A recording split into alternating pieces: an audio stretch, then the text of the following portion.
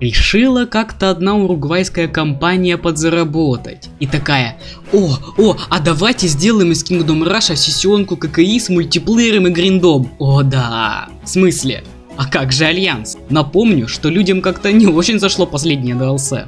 А давайте подсосемся к китайцам и сделаем такой фан-сервис. Мы нашли золотую жилу. Ну, поздравляю вас, Ironhide, а также всех их игроков с выходом трейлера и анонса нового DLC к Kingdom Rush 5 Альянс «Путешествие Вуконга». Так, Косол, ты же еще Альянс не начинал проходить. Какой обзор? Ты вон только на Королях Пиратах. Ну так это только на Ютубе. А на Бусти мы уже давно играем в Альянс. Да проходим неугасимую ярость. Также там ранний доступ к новому летсплею по Дельте. Залетай, ссылка в описании. Итак, арахнофобия. После затишья. Но где-то на горизонте прогремел новый контент по башенкам. Лотбоксик карточки. Точно. Ну и вот, 21 августа в 18:00 по МСК на канале Хедов выходит трейлер долгожданного DLC. По словам Акторины, такой промежуток времени между обновлениями взят для более лучшего прорабатывания и качества DLC. Надеюсь, оно нас не разочарует. Тематика обновления, как уже все догадались, китайская мифология, а название DLC отсылает нас к китайскому литературному персонажу, являющий собой царя обезьян Сунь-Укун. Вопрос, кто тогда Сайтам? Надеюсь, его упомянут в этом DLC хотя бы как отсылку в виде достижения. Когда вы думали, что королевство в безопасности, 3 безжалостных демона сбежали из своих древних тюрем. Вспоминаем теорию Гриппера о постоянно сбегающих божествах, которых мы обратно заточаем. Похитили сферы, даровавшие Сунь-Укуну, Вуконгу, его легендарную силу. Если они раскроют их секреты, все королевство может погрузиться в хаос. Хорошо, что Альянс знает кое-что об угрозах, грозящих миру. Вместе им предстоит преследовать демонов по опасным островам и восстановить равновесие, пока не стало слишком поздно. Эти 3 демона — целая семейка из романа «Путешествие на запад». Пул Демон Кинг, или же Король Демонов Быков, его жена Принцесса Айронфан, или же Принцесса Железный Веер, и ее сын Редбой. Они будут 3 последними боссами в новой локации. Я пока не совсем понял в каком порядке, но наверное в обратном, который я перечислил ранее. Новый герой Вуконг, вступивший в Альянс. Чем-то опять же напоминает Сайтама по дизайну, но второй гораздо пафоснее. Возможно, он также будет летать на облаке, судя по спрайту.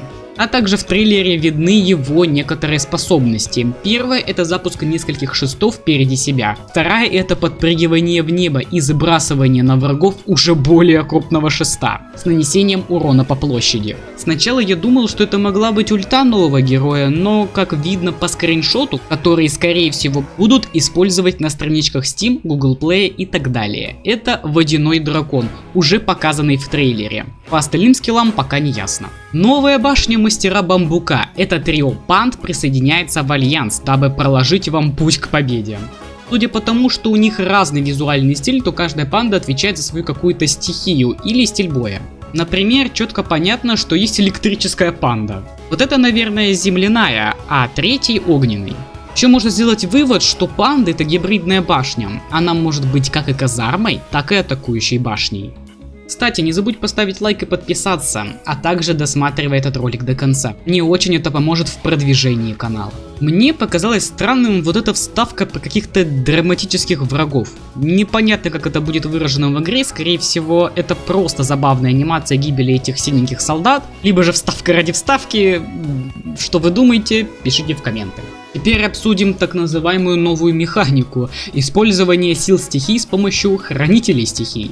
Судя по трейлеру, а также скриншотам, это новая уровневая башня DLC и возможно будет присутствовать на каждом из этих уровней. В зависимости от них даже скин у башни меняется, а может даже и стихия. Пройдемся по уровням и локациям. По трейлеру все выглядит достаточно красочно, а где-то и местами жутко. В конце показали вот такой кусочек, и раз уж нам сказали, что это острова, то логичнее всего расположить их где-то в море. Каждый из 5 этих островов выглядит уникально, а что-то вроде разных островов пиратского DLC. Тут есть различные леса, рыбацкое поселение, опасный и мрачный вулкан Редбоя, дворцы демонических супругов и тому подобное. И в каждой последующей локации будут открываться новые враги. Всего их 18, от мифических существ до воинов в доспехах. Это чуть меньше, чем в тех же пиратах, но не так уж и мало по сравнению с другими компаниями. Давайте чуть детальнее рассмотрим уровни. Первый представляет из себя китайский сад с таким вот прикольным фонтаном по центру. Из представленных врагов здесь можно увидеть солдат пожирнее, огненных псов, а также огненных птиц. Можно заметить, что под ними остается огненный след, который, возможно, будет наносить урон нашим юнитам. Второй уровень переносит нас в самое жерло вулкана. Владение сына двух главных демонов. И, признаться честно, пока это один из самых красивых уровней этого DLC. В центр стекают лавовые водопады, а в самой лаве красуется гигантский демонический дракон, являющийся питомцем этого капризули с погремушкой. Из врагов видны что-то вроде огненных стойросов и вот таких вот элементалей. Третий уровень, я полагаю, будет без босса. Тут нам придется отбиваться от каких-то китайских рыбаков, тех самых драматических копейщиков, ржачных косплееров. Даже в курсе, как в Китае любят рыбалку. В четвертом уровне мы попадаем на земли принцессы, и уровень ожидается быть запутанным, ведь система путей будет сделана через старые добрые телепорты. Пока эта девица в беседке попивает чай, рассмотрим здешних засветившихся врагов. Новые базовые солдаты, которые скорее всего будут главной боевой единицей армии принцессы, какие-то женщины с дедами и голем, который будет способностью уровневой башни. Вот пятый уровень с Толкингом не показали, что скорее правильно, ведь надо же держать какую-то интригу и получать эмоции во время прохождения. Давайте подводить итоги. Мы имеем красочную обертку, которую хотелось бы поскорее раскрыть и пощупать, как оно играется на самом деле, ведь геймплей немаловажная часть. Путешествие Вулконга выходит 25 сентября на всех платформах, где обычно работают айроны. Ну а чтобы поддержать мою работу, ты можешь перейти по ссылочкам в описании. Придерживайся примера вот этих замечательных бустеров. Ведь там ты можешь найти ранний доступ к летсплеям по Альянсу и Дельтаруну, эксклюзивные реакции на некоторые мульты, гайд на Асру в открытом доступе по Legends, а также самому заказать реакцию. Кстати, их мы смотрим на реакционном канале. Также подписывайся на телегу, там ты первый узнаешь о выходе новых видео, различных новостях по чемпионату, о новом DLC и обновлениях Kingdom Rush Battles. На Твиче время от времени проходят различные посиделки, а на Дзене дублируется контент, если у тебя вдруг будут какие-то проблемы с ютубчиком. Заходи сюда почаще, мы ждем вас. Удачи и до скорых встреч!